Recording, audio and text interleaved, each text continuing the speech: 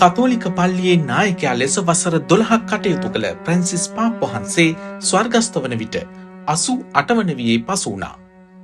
පාප් වහන්සේ ස්වර්ගස්ථ වුණු විට සියවස් ගණනාවක් පැරණි චාරිත්‍රයක් සිදු කෙරෙනවා. පාප් වහන්සේ ස්වර්ගස්ථ වීම පළමුව දැනුම් දීම සහ මරණය තහවුරු කිරීම සිදු කරන්නේ කැමලින්ගෝ ලෙස හඳුන්වන වතිකාන ආදායම් සහ පරිපාලන කටයුතු භාර බලගතු තනතුර දරන්නා විසින්. සම්ප්‍රදායට අනුව කැමලින්ගෝ පාප්තුමාගේ දේහය අසල සිටගෙන ඔහුගේ බෞතිස්ම නාමයෙන් 3 වතාවක් ආමන්ත්‍රණය කරනවා. ඊට ප්‍රතිචාර නොදක්වන්නේ නම් පාප් වහන්සේ ස්වර්ගස්ථ වූ බව ප්‍රකාශ කර කාදිනල්වරුන්ට දන්වා පැපල් මහල් නිවාසයට මුද්‍රා තබනවා. චාරිත්‍රයේ කොටසක් වන්නේ පාප් වහන්සේගේ මුද්ද කැඩීමයි. මුද්ද තුල පාප් වහන්සේගේ බලය ගැබ්වී ඇති අතර එය බිඳ දැමීමෙන් ඔහුගේ පාලනයේ අවසානය සනිටුවන් කරන අතර කිසිවෙකුට ඔහුව අනුකරණය කළ නොහැකි බවට සංකේතවත් කෙරෙනවා. ඉන් අනතුරුවයි ජනතාව දැනුවත් කර දින 9ක ශෝක කාලයක් ප්‍රකාශයට පත් කරන්නේ. දල වශයෙන් ලෝ පුරා බිලියන 1.4ක් පමණ කතෝලිකයන් සිටින අතර ඔවුන් සිය නායකයා ගැන ශෝක වෙනවා. ඒ අතරේ ඉක්මනින්ම ඔහුගේ අනුප්‍රාප්තිකයා තෝරා ගැනීමේ රහස් රැස්වීමක් ආරම්භ කෙරෙනවා. ඒ අවමංගල්‍ය උත්සවය පැවැත්වීමට පෙරයි. 2005 වසරේදී පැවති දෙවන ජුවාම් පාවුලු පාප් වහන්සේගේ අවමංගල්‍ය උත්සවය ඉතිහාසයේ විශාලතම අවමංගල්‍ය කටයුතු වලින් එකක්. ඉතාලියේ අගනුවර වන රෝමයේ මැද පිහිටි කුඩා ස්වාධීන පල්ලියේ රාජ්‍යයක් වන වතිකානයේදී පාප් වහන්සේට ශෝකය දැක්වීමට මිලියන 4ක ජනතාවක් රැස්ව සිටියා. සාම්ප්‍රදායිකව පාප්වරුන් තැන්පත් කර තිබෙන්නේ සයිප්‍රස් ඊයම් සහ ඕක් වලින් සාදන ලද පෙට්ටියක. නමුත් ප්‍රැන්සිස් පාප් වහන්සේ ඔහුගේ සරල ශෛලියට අනුව සිංක් ආලේප කරන ලද සරල ලී පෙට්ටියක් තෝරා ගත්තා. එය වර්ණවත් සැරසෙලි වලින් තොරවන අතර උස් වේදිකාවක් මත නොතැබෙනු ඇත. ශෝකවන්නන්ට ගෞරව දැක්වීම සඳහා විවෘත මිනි පෙට්ටියක උන්වහන්සේගේ දේහය තැබෙනු ඇත. තවත් සම්ප්‍රදාය බිඳීමක් වන්නේ සියවසකට වැඩි කාලයක් තුළ වතිකානයෙන් පිටත රෝමයේ ශාන්තමේරි ප්‍රධාන බැසිලිකාවේ තැන්පත් කරන පළමු පාප් වහන්සේ ප්‍රැන්සිස් පාප් වහන්සේ වීමයි.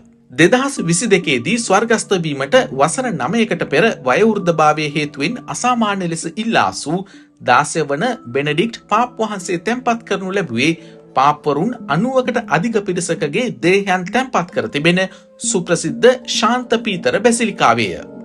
නව පාප් වහන්සේ කෙනෙකු තෝරා ගැනීමට අදාළ රැස්වීම පාප් වහන්සේගේ ස්වර්ගස්ථ වීමෙන් සති 2කට 3කට පමණ පසුව දැඩි රහසිගතව සිස්ටයින් දේවස්ථානය තුල සිදු කෙරෙනවා. ඒ දුරකථන මාධ්‍ය හෝ බාහිර සම්බන්ධතාවලින් තොරවයි.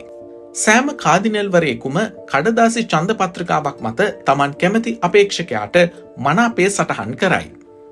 යමෙකුට 3/2ක බහුතරයක් ලැබෙන තෙක් මෙම ක්‍රියාවලිය දිගටම නැවත නැවතත් සිදු කරනවා. මේ ඡන්දය හැම විටම පහසු වන්නේ නැහැ. ඔවුන්ට දින කිහිපයක් හෝ සති කිහිපයක් වුණත් ගත වෙන්න පුළුවන්. සමහර කාදිනල්වරු මේ ක්‍රියාවලිය අතරතුර පවා මිය ගොස් තිබෙනවා. 1268-1271 කාලේ වසර 3කට ආසන්න කාලයක් පැවති ඡන්දය පාප් වහන්සේ කෙනෙකු තෝරා ගැනීමට ඉතිහාසයේ පැවති දීර්ඝතම ඡන්ද විමසීමයි. ඊට හේතු වුණේ කාදිනල්වරුන් අතර පැවති දේශපාලන ආරවුලක්. බෞතිස්ම වූ ඕනෑම කතෝලික පුරුෂයෙකුට පාප් වහන්සේ කෙනෙක් වෙන්න පුළුවන්. න්‍යායාත්මකව නම් ඔබට පාප් වහන්සේගේ මහල් නිවාසයේ දොරටුව හරහා ගොස් ඔබට ඔබවම නම් කළ හැකි. කෙසේ වෙතත් ඔවුන් ඔබව නොදන්නේ නම් කාදිනල්වරුන්ගෙන් අවශ්‍ය 3/2 ඡන්දය ඔබට ලැබෙන්නේ නැහැ. 2013 දී ෆ්‍රැන්සිස් පාප් වහන්සේ තේරීපත් වූ විට ඔහු ආජන්ටිනාවේ පමණක් නොව සමස්ත ඇමරිකාවේ පළමු පාප් වහන්සේ ලෙස ඉතිහාසයට එක්විය. නමුත් ඓතිහාසිකව කාදිනල්වරු ඉතාලි ජාතිකයන්ට වැඩි කැමැත්තක් දැක්වුවා. පාප්වරුන් 266 දෙනෙකුගෙන් 217 දෙනෙකුම ඉතාලියෙන් පැමිණි අයයි. ඉතින් මේ සියල්ල සිදු කරන්නේ දොර වසාගෙන නම් තීරණයක් ගත් විට අපි දැනගන්නේ කොහොමද? එය සරලයි. චිමිනියක් හරහා බාහිර ලෝකයට දුම් සංඥාවක් නිකුත් වෙනවා. කළු දුමක් කියන්නේ ජයග්‍රාහකයෙකු නැහැ. සුදු දුම කියන්නේ හබේමස් පැපම්. අපිට පාප් කෙනෙක් ඉන්නවා. සුදු දුමාරය දිස් වූ පසු සාමාන්‍යයෙන් පැයක් ඇතුළත නව පාප් වහන්සේ ශාන්ත පීතර චතුරස්‍රය දෙසින් බැල්කනියට පැමිණෙනවා. ජේෂ්ඨ කාදිනල්වරයෙක් මෙසේ ප්‍රකාශ කරයි. හබේමස් පැපම් ලතින් භාෂාවෙන් එහි අරුත අපට පාප් කෙනෙක් ඉන්නවා යන්නයි. ඉන්පසුව විශාල හෙළිදරව්ව පාප් වහන්සේගේ නම ඔවුන්ගේ උපන් නමම තබාගත යුතු නැහැ.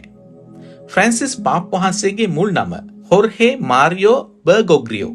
ඔහු ප්‍රැන්සිස් තෝරාගත්තේ ශාන්ත ප්‍රැන්සිස් අසීසිතුමාට ගෞරව කිරීමටයි.